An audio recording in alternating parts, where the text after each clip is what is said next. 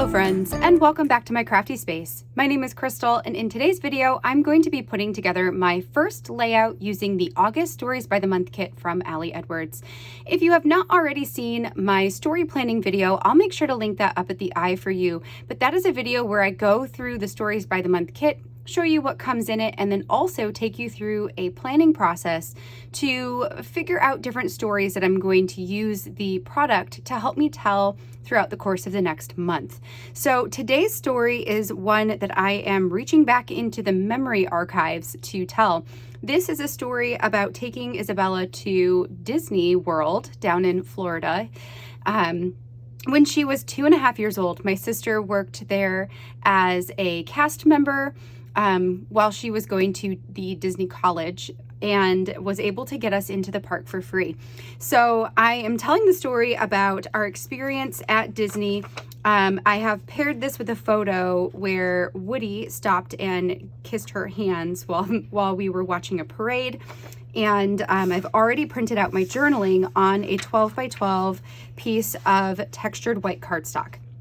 So we're just going to be piecing together the rest of this, which isn't going to take us very long at all. So what I'm going to do is put you on fast forward while I get everything assembled here on my layout. And then once I have everything done, we'll slow back down so I can give you my closing remarks.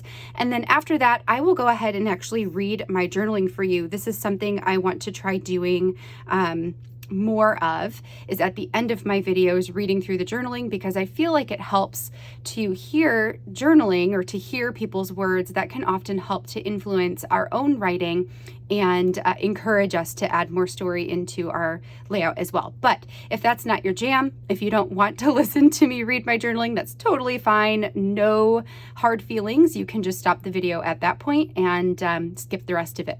All right, so let's go ahead and dive into this and get a layout at least done.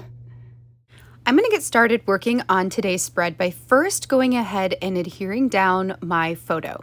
Now I printed this photo originally at 6 inches wide by 12 inches tall so that it would take up about half of my spread, but I did go ahead and trim a little bit of extra off of the side where Woody's back is. And I did that because I wanted to put a row of those tiny phrase stickers down the edge of the photo. So it creates this like degree of separation in between the photo and the journaling. And in order to fit that in, I needed that photo to be just slightly narrower than the 6 inches. So that is my photo width. It's probably 5.75 inches wide. So I stuck that down using score tape. It's one of my favorite types of adhesive to use. And then I am next going to work on my title piece. For my title, I'm taking the Memories 4x6 journaling card, and I cut off the top 2 inches. And it might be slightly less than 2 inches. I just wanted it to go right underneath where the yellow circle is.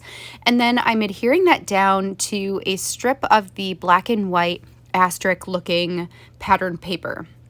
I believe the portion of that I have is either 3/4 of an inch, or it might be a third of an inch, or it could be a half of an inch. It's just a slight, a smidge of that pattern paper because I cut that to pieces in order to use it in a bunch of different layouts this month.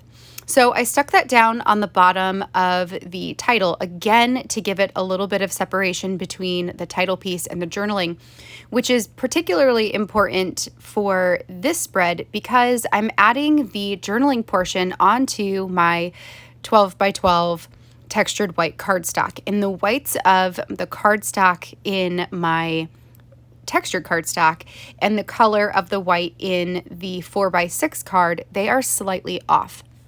So by adding the pattern paper just below the title, that's going to help and make it so your eye doesn't necessarily see that anymore. It probably will now that I told you that because you're going to be looking for it. But in general, if you were just to glance at this layout here, you would have no idea that those two whites are they're not completely different, but they're definitely different.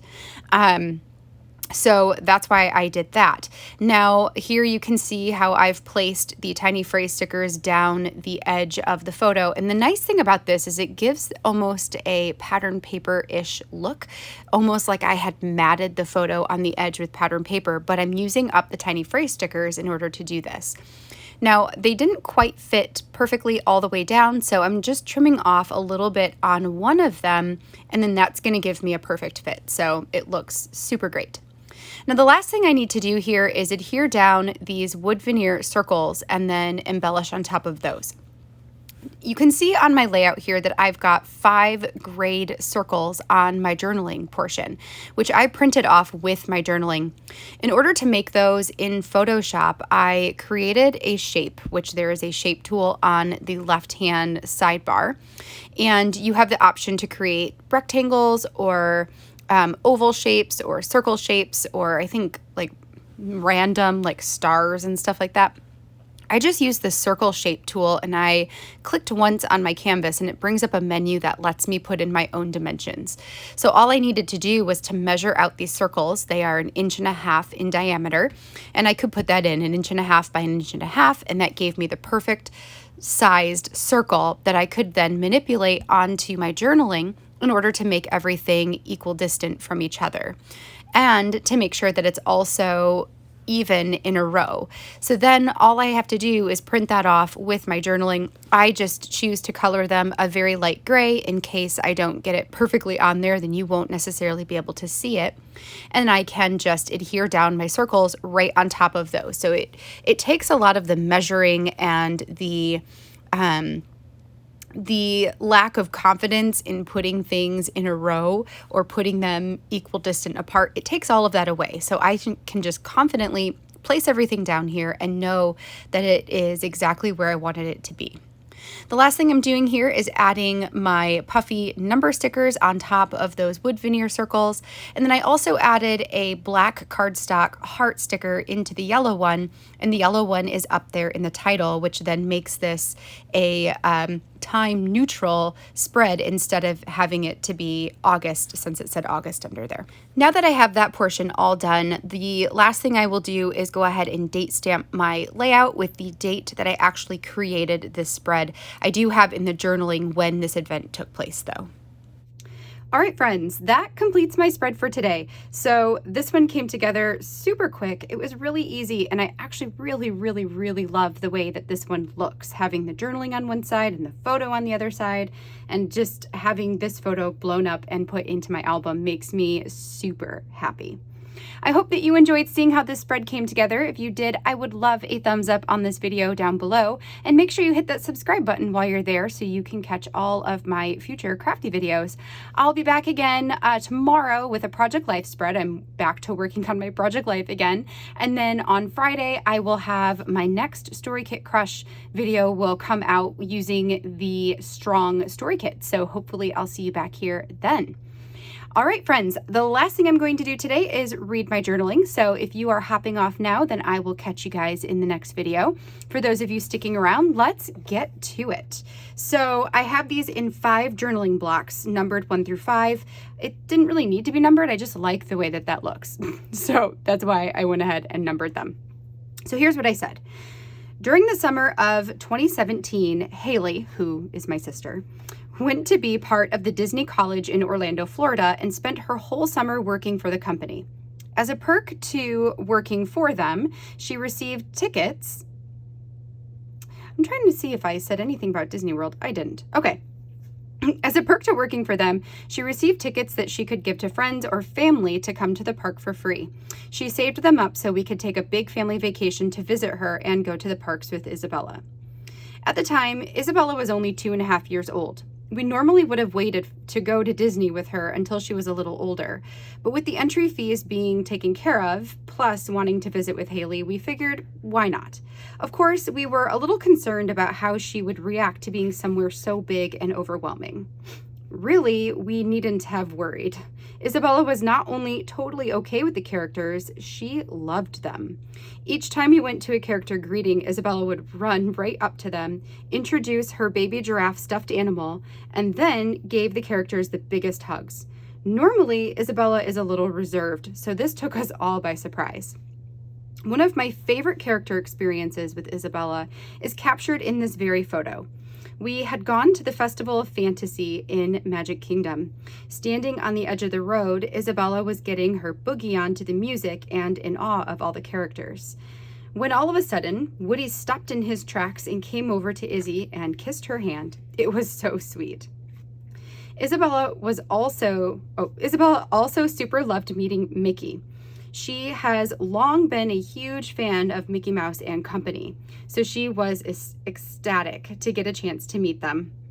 I'm not sure I've ever seen her that happy. Well, except for when she got to meet Belle and fell in love at first sight. We all got a big kick out of the moment when Izzy tried to kiss Belle. She was in love. So there we go. So just 5 little memories, or, a little bit of journaling about why we went to Disney and some memories from being there that I am happy to have captured here in this layout. All right, friends. Well, that is going to do it for me for today. I hope that you enjoyed this. I hope that this gave you some ideas for how to use the August Stories by the Month kit to not only tell your August stories, but to tell all kinds of different stories. You can manipulate this product to work for you in all different kinds of ways. Well, hopefully I will see you guys back here again later on this week. And until then, I hope you have a wonderful, wonderful day. Catch you all in the next video. Bye, friends.